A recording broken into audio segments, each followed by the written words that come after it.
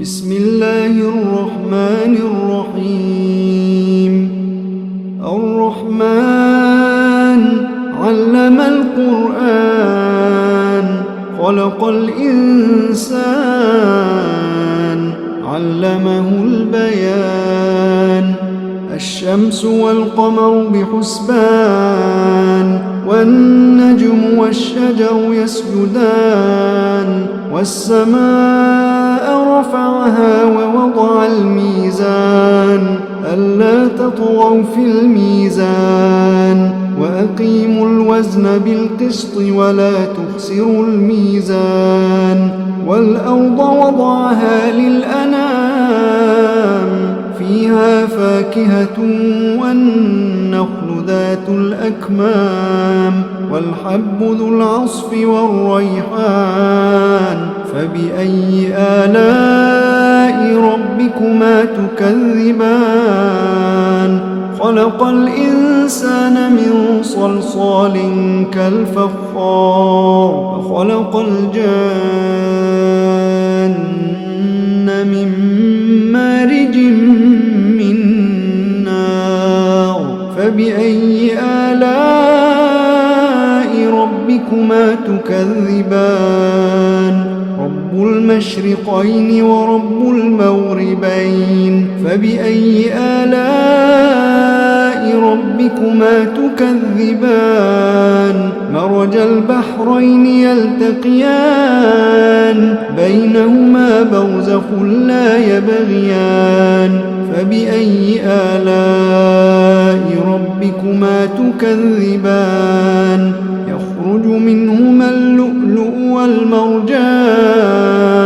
فبأي آلاء ربكما تكذبان؟ وله الجوار المنشآت في البحر كالأعلام. فبأي آلاء ربكما تكذبان؟ كل من عليها فان، ويبقى وجه ربك ذو الجلال والإكرام.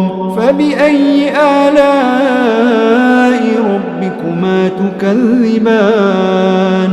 يسأله من في السماوات والأرض، كل يوم هو في شأن. فبأي آلاء ربكما تكذبان؟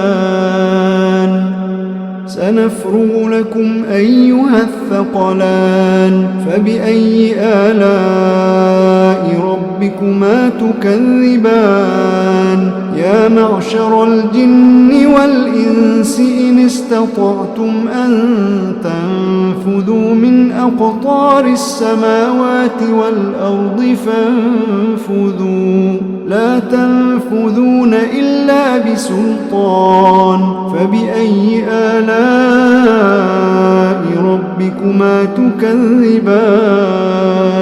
يرسل عليكما شواظ من نار ونحاس فلا تنتصران. فبأي آلاء ربكما تكذبان؟ فإذا انشقت السماء فكانت وردة كالدهان. فبأي آلاء ربكما تكذبان؟ فيومئذ لا يسأل عن ذنبه إنس ولا جان. فبأي آلاء ربكما تكذبان؟ يعرف المجرمون بسيماهم فيؤخذ بالنواصي والأقدام. فبأي آلاء ربكما تكذبان؟ هذه جهنم التي يكذب بها المجرمون، يطوفون بينها وبين حميم آن فبأي آلاء ربكما تكذبان ولمن خاف مقام ربه جنتان فبأي آلاء ربكما تكذبان ذواتا أفنان فبأي آلاء ربكما تكذبان فيهما عينان تجريان فبأي آلاء ربكما تكذبان فيهما من كل فاكهة زوجان فبأي آلاء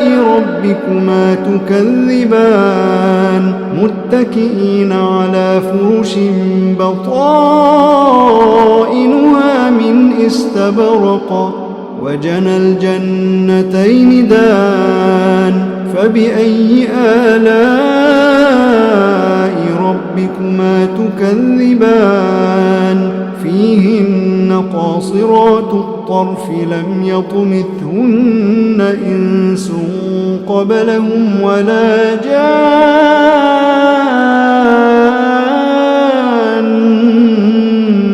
فبأي آلاء ربكما تكذبان كأنهن الياقوت والمرجان فبأي آلاء ربكما تكذبان هل جزاء الإحسان إلا الإحسان فبأي آلاء ربكما تكذبان ومن دونهما جنتان فبأي آلاء ربكما تكذبان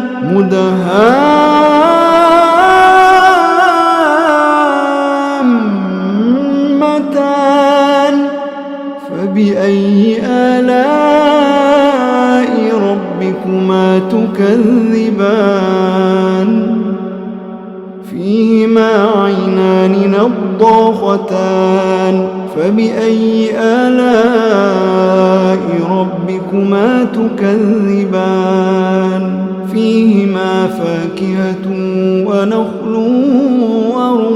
ورمان فبأي آلاء ربكما تكذبان فيهن خيرات حسان فبأي آلاء ربكما تكذبان حور مقصورات في الخيام فبأي آلاء ربكما تكذبان لم يطمثهن إنس قبلهم ولا جان